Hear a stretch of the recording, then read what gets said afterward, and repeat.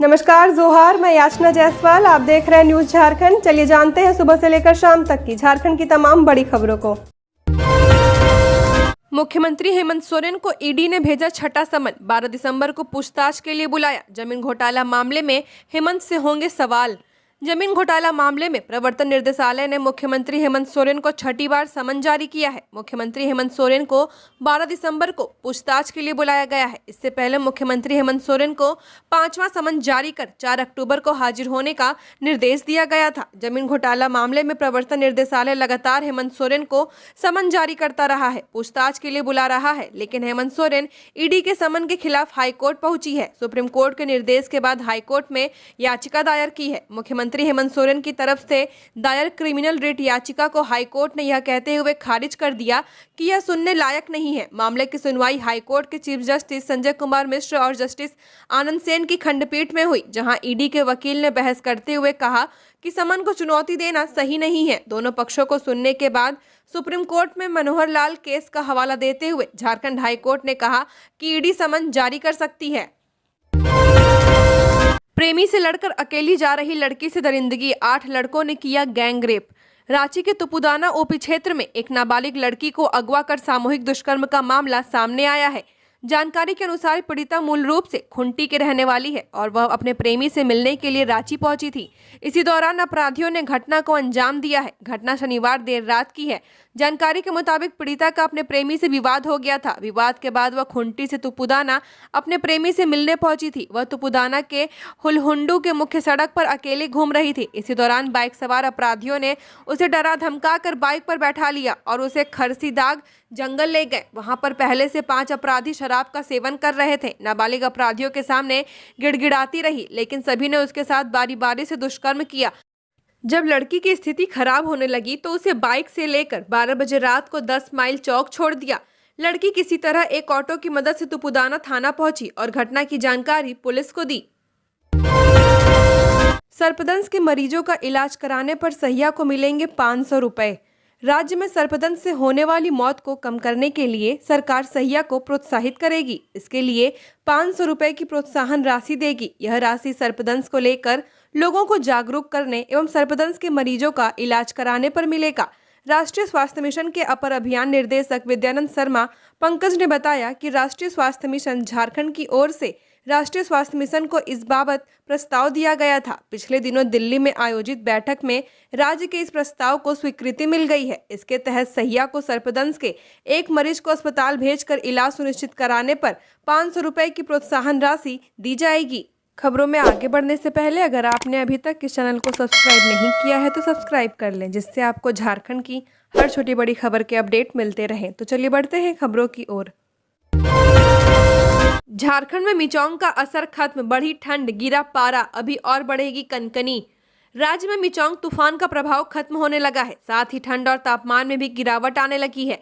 पिछले 24 घंटे में सबसे कम तापमान कांके में 8 डिग्री दर्ज किया गया है। मौसम वैज्ञानिक अभिषेक आनंद ने कहा, उत्तर भारत में बर्फबारी होती है तो तापमान में और गिरावट आएगी। फिलहाल उत्तर भारत में बर्फबारी अभी तक शुरू नहीं हुई है।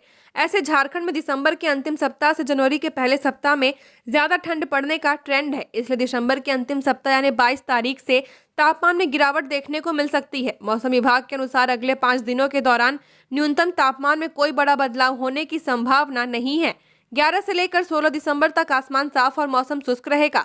पश्चिम से आने वाली सर्द हवा ने कनकनी बढ़ा दी है। शहर में 15 किलोमीटर की गति से ठंडी हवा चल रही है। पिछले 48 घंटे के दौरान यहां न्यूनतम तापमान में करीब 8 डिग्री की गिरावट आई है। सर्द हवा की रफ्तार की वजह से रांची के अधिकतम तापमान 1 डिग्री नीचे गिर गया है। रांची की जागृति क्लैट में बनी स्टेट टॉपर, देश में मिला 17वां rank. Common law admission test CLAT का रिजल्ट रविवार शाम जारी कर दिया गया है। इसमें झारखंड के छात्र छात्राओं ने एक बार फिर अपना जलवा बरकरार रखा है। रांची की रहने वाली जागृति ने 102 अंक के साथ ऑल इंडिया 17वां रैंक हासिल किया है। जागृति रांची के अरगोड़ा की रहने वाली हैं। उन्हें क्लैट करने की प्रेरणा चाचा से मिली थी। जागृति NLU बेंगलुरु में आवेदन करेंगी। जागृति ने विधिज्ञा इंस्टीट्यूट से लॉ की तैयारी की थी। जागृति अरगोड़ा ने अपने माता पिता और एक भाई और एक बहन के साथ रहती हैं। 10वीं तक की पढ़ाई उन्होंने बिशप वेस्टकॉट स्कूल डोरंडा से की है। जागृति अभी JVM श्यामली से 12वीं की पढ़ाई कर रही हैं। कहती हैं कि एनएलयू बेंगलुरु के लिए आवेदन करेंगी और फिलहाल वह पढ़ाई पर फोकस करेंगी। जागृति ने विधिज्ञा इंस्टीट्यूट से लॉ की तैयारी की थी। उनके पिता आशुतोष कुमार शिक्षक हैं और वर्तमान में लोहरदगा में सेवारत हैं। मां मंजूषा कुमारी गृहिणी हैं। धीरज साहू के 9 ठिकानों से 354 करोड़ बरामद। उड़ीसा और पश्चिम बंगाल में पूरी हुई छापेमारी, अब सिर्फ रांची आवास पर रेड जारी। कांग्रेस सांसद धीरज साहू के उड़ीसा और पश्चिम बंगाल के ठिकानों पर आयकर की छापेमारी खत्म हो गई है। 6 दिसंबर से इन जगहों पर छापेमारी चल रही थी। अब तक मिली जानकारी के अनुसार कुल 354 करोड़ रुपए मिले हैं। हालांकि कई जगहों पर यह आंकड़ा 500 करोड़ के पार भी बताया जा रहा है।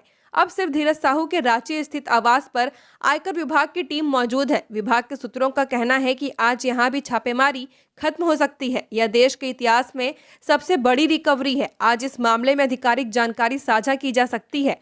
उड़ीसा के बोलांगीर स्टेट बैंक में गिनती करा रहे बैंक के रीजनल हेड भगत बेहरा ने बताया कि रविवार की देर रात कहा 176 बैग की गिनती पूरी की जा चुकी है। इनमें 305 करोड़ कैश मिला है। वहीं टिटलागढ़ में साहू ब्रदर्स के पार्टनर दीपक साहू व संजय साहू के आवास से 11 करोड़, संबलपुर से Baldev Sahu sons and group companies की शराब भट्टी से 37 करोड़ 50 लाख रुपए मिले हैं। इन नोटों की गिनती संबलपुर स्टेट बैंक में चल रही थी। शनिवार रात 9 बजे गिनती खत्म हो गई थी। आयकर सूत्रों के अनुसार लोहरदगा स्थित आवास से 11 करोड़ और रांची से 3 करोड़ रुपए मिले हैं। राज्य के किसानों से 6 लाख टन धान की होगी खरीद, 70.20 करोड़ किए जाएंगे खर्च। झारखंड में पिछले सालों में धान अधिप्राप्ति के न्यूनतम समर्थन मूल्य में बढ़ोतरी हुई है। अतिरिक्त बोनस में उतार चढ़ाव देखा गया है। कृषि विभाग के आंकड़ों के अनुसार खरीफ विपणन मौसम में वित्तीय वर्ष 2018-19 में न्यूनतम समर्थन मूल्य प्रति क्विंटल 1750 रुपए थी और अतिरिक्त बोनस 150 रुपए दिया गया था। 2019-20 में यह 1815 रुपए प्रति क्विंटल व बोनस 185 रुपए था। 2020-21 में 1868 रुपए प्रति क्विंटल व बोनस 182 रुपए। 2021-22 में 1940 रुपए प्रति क्विंटल व बोनस 110 रुपए व 2022-23 में 2040 रुपए प्रति क्विंटल व सबसे कम बोनस मात्र 10 रुपए दिया गया था। हालांकि इस बार स्थिति सुधरी है। सराहनीय पहल, ऑटो चालक ने शुरू की फ्री एम्बुलेंस सेवा। घायलों की जान बचाना उद्देश्य, सरकार से टैक्स फ्री करने की गुहार। कहते हैं यदि कोई शख्स किसी घटना को करीब से देखता है या उस पर बीतती है तो वह निश्चित रूप से उस घटना से पीड़ित हुए लोगों की दर्द को समझता है। ऐसे ही दर्द को समझते हुए रांची जिले के कुछ वाहन चालकों के द्वारा एक पहल की शुरुआत की गई है, जिसके तहत सड़क हादसे में घायल लोगों को इलाज के लिए फ्री एम्बुलेंस सेवा मुहैया कराई जा रही है। दरअसल रांची के कुछ वाहन चालकों ने सड़क दुर्घटना में घायल हुए लोगों को त्वरित अस्पताल पहुंचाने के लिए अपनी एक संस्था की तरफ से 2 ऑटो एम्बुलेंस की शुरुआत की है, जो राजधानी के विभिन्न इलाकों में जा जाकर लोगों को अस्पताल पहुंचाने का काम करती है।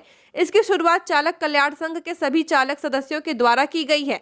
चालक कल्याण संघ के वरिष्ठ सदस्य बजरंगी सिंह बताते हैं कि वाहन चालक होने के नाते उन्होंने सड़क हादसे में कई घायल लोगों को देखा है। समय पर अस्पताल नहीं पहुंचने की वजह से कई बार घायलों की मौत भी हो जाती है। उन्होंने बताया कि वह खुद भी सड़क हादसे में घायल हुए हैं और उनका एक पैर काम नहीं करता। सड़क हादसे में यदि सही समय पर इलाज न हो तो लोगों की जिंदगी भर के लिए अपंगता हो जाती है। चालक कल्याण संघ के वरिष्ठ सदस्य बजरंगी राणा सिंह बताते हैं कि सड़क हादसे की घटना को हम चालकों ने करीब से देखा है, इसलिए हम लोगों को पता है कि घायलों को कब तक अस्पताल पहुंचाना होता है और सड़क हादसे में घायल हुए किन किन परेशानियों का सामना करना पड़ सकता है। इसी सोच के साथ सभी वाहन चालकों के द्वारा इस सेवा की शुरुआत की गई है, ताकि ऑटो एम्बुलेंस सेवा के माध्यम से लोगों को मुफ्त सही समय पर अस्पताल पहुंचाया जा सके। झारखंड के सरकारी स्कूलों में बच्चे पढ़ेंगे पॉक्सो एक्ट, लैंगिक समानता से होंगे रूबरू। झारखंड के सरकारी स्कूलों में बच्चों को यौन अपराध से संबंधित पॉक्सो एक्ट की जानकारी दी जाएगी। साथ ही लैंगिक समानता, सड़क सुरक्षा और जल व ऊर्जा संरक्षण जैसे विषय पर भी बच्चे को पढ़ाया जाएगा। झारखंड सरकार के आदेश पर कक्षा 1 से कक्षा 8 तक के बच्चों को इन विषयों को क्रमवार पढ़ाया जाएगा। गौरतलब है कि झारखंड में तृतीय श्रेणी की नौकरियों के लिए अधिकतर सवाल झारखंड से ही संबंधित पूछे जाते हैं। इस लिहाज से बच्चों को झारखंड की अधिक से अधिक जानकारी देने के लिए ये कवायद की जा रही है। मिली सूचना के अनुसार बच्चों के पाठ्यक्रम में ये बदलाव ताजा सत्र यानी 2024-25 से हो जाएंगे। हाथियों के झुंड ने धान को पहुंचाया नुकसान, मुआवजे की मांग। कुडू तथा चंदवा प्रखंड की सीमा पर स्थित चंदवा प्रखंड के टाटा गांव में हाथियों के झुंड ने खेतों में लगी फसलों को रौंद दिया। खेतों में लगी धान की फसल को भारी नुकसान पहुंचाया है। बताया जाता है कि लगभग 20 हाथियों का झुंड कुंडू थाना के चंदलासो पंचायत से सटे टाटा गांव पहुंचा तथा खेतों में लगी धान की फसलों को रौंदना शुरू कर दिया। जंगल से सटे बासु भगत के लगभग 3 एकड़ में लगे धान की फसल को पूरी तरह से तहस नहस कर दिया। धान की फसल रौंदने से लगभग 2 लाख तक का नुकसान हुआ है। हाथियों के झुंड ने बासु भगत के धान फसल तथा खेतों में लगी सब्जी फसल व गेहूं को नष्ट कर दिया है। टाटा गांव में हाथियों के झुंड ने जमकर उत्पात मचाते हुए गांव के मलुआ पहान व जुनास लकड़ा तथा अन्य किसानों के खेतों में लगी धान की तैयार फसल को पूरी तरह से नष्ट कर दिया है। इससे किसानों को भारी नुकसान हुआ है। किसानों ने बताया कि हाथियों का झुंड रात लगभग 8 बजे टाटा गांव पहुंचा था। इसके बाद खेतों में लगी फसलों को रौंदना शुरू कर दिया। हाथियों के भय से किसान रात भर अपने अपने घरों में दुबके रहे। राज्य में बढ़ती ठंड से लोग परेशान। चतरा और गुमला में न्यूनतम तापमान पहुंचा 7 डिग्री। राज्य में पिछले कुछ दिनों से लोगों को ठंड का एहसास हो रहा है। कड़ाके की ठंड ने सुबह और शाम के समय लोगों को घरों में दुबके रहने को मजबूर कर दिया है। पिछले 24 घंटे की बात करें तो राज्य में चतरा और गुमला का न्यूनतम तापमान सबसे कम रिकॉर्ड किया गया। यहां दोनों जिलों का तापमान 7.5 डिग्री रिकॉर्ड किया गया है, जबकि राजधानी रांची का तापमान 10 डिग्री सेल्सियस रहा। मौसम विज्ञान केंद्र की माने तो आने वाले 2-3 दिनों के दौरान तापमान में और गिरावट दर्ज की जाएगी। इस दौरान तापमान में 4 डिग्री तक की गिरावट होने की संभावना है, जिससे लोगों को ठंड का एहसास अधिक होगा। वहीं सुबह और शाम के वक्त कोहरा छाए रहने के कारण तापमान में नमी महसूस की जाएगी, जिससे ठंड का एहसास अधिक होगा। विभाग ने जानकारी दी है कि 16 दिसंबर तक तापमान मुख्यतः साफ रहेगा, लेकिन तापमान में कमी के कारण लोगों को ठंड का एहसास अधिक होगा। सुरक्षा में चूक, जाम में फंसे राज्यपाल, पुलिस वालों के छूटे पसीने। उपराष्ट्रपति के आगमन को लेकर पुलिस व जिला प्रशासन ने पुख्ता इंतजाम किए थे, लेकिन उनके जाने के तुरंत बाद व्यवस्था ध्वस्त हो गई। राज्यपाल से लेकर मंत्री और हजारीबाग प्रमंडल के प्रमंडलीय आयुक्त भी जाम में आधा घंटा से ज्यादा समय तक फंसे रहे। उपराष्ट्रपति के आगमन को लेकर रणधीर वर्मा चौक के चारों तरफ से बैरिकेडिंग कर दी गई थी। डीसी कार्यालय की तरफ से रणधीर वर्मा चौक आने वाले रास्ते पर कोऑपरेटिव बैंक के पास बैरिकेडिंग की गई थी। वहीं तिवारी होटल की तरफ से आने वाले वाहनों को रोकने के लिए बजरंगबली मंदिर के पास और सरायढेला की तरफ जाने वाले रास्ते में खादी ग्राम उद्योग के पास बैरिकेडिंग की गई थी। इसके कारण सभी तरफ से गाड़ियों की लंबी कतार लग गई। सावित्रीबाई फूले किशोरी योजना का लाभ किशोरियों को नहीं देने के आरोप में गोड्डा की DSWO अनीशा कुजूर निलंबित। राज्य सरकार ने जिला समाज कल्याण पदाधिकारी गोड्डा अनीशा कुजूर को निलंबित कर दिया है। उनके खिलाफ सावित्रीबाई फूले किशोरी समृद्धि योजना में कुछ लाभ एक बालिकाओं द्वारा राज्य के मुख्यमंत्री हेमंत सोरेन के समक्ष शिकायत की गई थी। उन्हें उक्त योजना का लाभ प्राप्त नहीं हो रहा है। सीएम ने पूरे मामले को गंभीरता से लिया था और इसकी जांच का आदेश दिया था। बता दें कि सावित्रीबाई फूले किशोरी समृद्धि योजना राज्य सरकार की महत्वपूर्ण योजनाओं में से एक है, जिसके अंतर्गत राज्य के योग्य किशोरियों के सशक्तिकरण, शिक्षा, स्वास्थ्य, बाल विवाह उन्मूलन, स्वतंत्र निर्णय लेने के लिए सक्षम बनाने के लिए आर्थिक सहायता प्रदान की जाती है। जमीन की खातिर रिश्तों का कत्ल, भाई भाभी को टांगी से काट डाला। लोहरदगा जिले के भंडरा थाना क्षेत्र में एक भाई ने अपने बड़े भाई और भाभी की टांगी से काटकर हत्या कर दी है। जानकारी के मुताबिक छोटे भाई ने अपने बड़े भाई और भाभी को जमीन विवाद के कारण मौत के घाट उतार दिया। इस घटना की सूचना भंडरा पुलिस को ग्रामीणों ने दी। मृतक के भतीजे ने बताया कि उन्हें मोबाइल पर कॉल कर बताया गया कि उनके बड़े चाचा सुकरा उराव और भाभी गायत्री उराव की उनके ही छोटे चाचा जीतराम उराव द्वारा टंगी से हत्या कर दी गई है। वहीं हत्या के आरोपी जीतराम उराव को पुलिस ने हिरासत में ले लिया है। स्थानीय ग्रामीणों ने कहा कि खास खिजरी गांव के तेतरचुआ बस्ती निवासी जीतू उराव व सकुरा उराव दोनों भाइयों में संपत्ति बंटवारा को लेकर काफी दिनों से विवाद चल रहा था। इसी दौरान रविवार को सुकरा उराव अपने घर के आंगन में बैठकर खाना खा रहा था। गायत्री वहीं पर बैठकर BLO का काम कर रही थी। तभी जीतू उराव टांगी लेकर पहुंचा और अपने बड़े भाई सुकरा उराव की गर्दन पर वार कर दिया। यह देखकर अपने पति को बचाने के लिए दौड़ी गायत्री उराव पर भी जीतू उराव ने टांगी से वार कर हत्या कर दिया, जिससे दोनों पति पत्नी की घटना स्थल पर ही मौत हो गई। गांव में पति पत्नी की निर्मम हत्या की खबर सुनकर गांव में शोक की लहर दौड़ गई। ग्रामीणों ने बताया कि सुकरा व उसकी पत्नी गायत्री काफी मिलनसार स्वभाव के थे। घटना के बाद उसके 2 पुत्रों की हालत रो रो कर बुरा है। भंडरा थाना प्रभारी गौतम कुमार ने कहा कि भंडरा थाना पुलिस घटना की जाँच पड़ताल में जुट गई है। हर साल बेची जाती है झारखंड की 33,000 बेटियां, 98% ट्राइबल लड़कियां शिकार।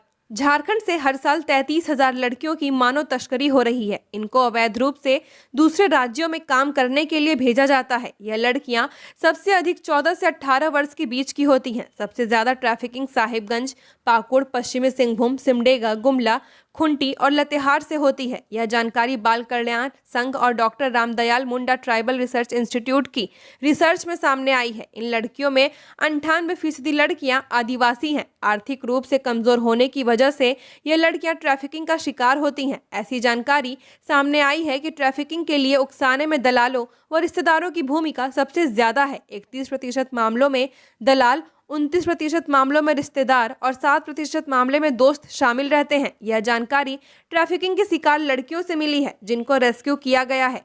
ट्रैफिकिंग के मुख्य कारण को देखें तो इसमें आर्थिक स्थिति कमजोर होना, पारिवारिक माहौल खराब होना, परिवार में कमाई को लेकर लड़ाई झगड़ा होना, शिक्षा का अभाव होना, शहर में रहने की इच्छा होना, दलालों व साथियों द्वारा ज्यादा पैसे कमाने का लालच देना, अच्छा जीवन शैली जीने का प्रलोभन देना आदि शामिल है।